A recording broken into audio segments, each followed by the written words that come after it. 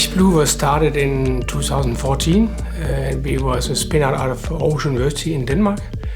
And what we do today is we do flow batteries. That means batteries that can be used in buildings around the world. VisBlue is a very, very flat organization. I'm the CEO and everybody reports to me, even though we're over 20 people in VisBlue. The reason why we want to participate in this project together with Philip Morris is that we want to learn. We also want to learn how a company like Philip Morris is thinking when they had to have batteries inside their infrastructure. And we also think that we can contribute to a big organization. We have done that before in bigger companies in Denmark. We expect from this call to learn something about how big companies are, what their ideas are about not just the energy, but also how the sustainability of how is sustainability and energy is incorporated in a big company like Philip Morris.